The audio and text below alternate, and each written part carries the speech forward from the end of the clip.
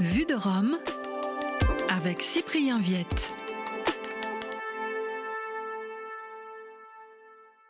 Le voyage mené actuellement par Léon XIV en Turquie et au Liban s'intègre pleinement dans la tradition des voyages apostoliques. La Turquie fait partie des destinations traditionnelles des papes car elle accueille le patriarcat de Constantinople, interlocuteur essentiel du Vatican dans le monde orthodoxe. Le Liban, pays du Moyen-Orient dans lequel les communautés chrétiennes sont les plus influentes, est également au centre de l'attention du Vatican, même si le projet de voyage du pape François en 2022 n'avait pas pu s'y concrétiser.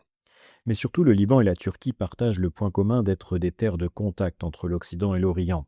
Dans un monde de plus en plus polarisé entre l'Ouest et l'Est et entre le Nord et le Sud, le Vatican et les papes successifs accordent une grande importance aux pays qui permettent de maintenir des canaux de dialogue et de contact entre des réalités qui semblent de plus en plus distantes et dont les frottements font parfois des étincelles. La Turquie, un pays à la fois structuré par l'islam et par la laïcité, est devenu un interlocuteur privilégié du Saint-Siège depuis le pontificat de Jean XXIII, qui fut auparavant le représentant du Vatican dans ce pays. Ses successeurs sont venus en Turquie et le pape François a eu de nombreux contacts avec le président Recep Tayyip Erdogan sur des sujets allant de la guerre de Gaza à celle entre la Russie et l'Ukraine. De façon plus surprenante, ils avaient aussi échangé au sujet de la cérémonie d'ouverture des Jeux Olympiques de Paris en 2024, perçue comme blasphématoire.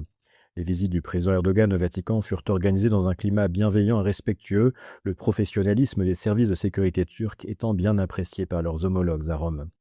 Le Liban est aussi naturellement un pays stratégique pour le Vatican du fait de la présence chrétienne et de la diversité religieuse de ce petit pays au carrefour des trois monothéismes, ce qui en fait à la fois sa richesse et son drame.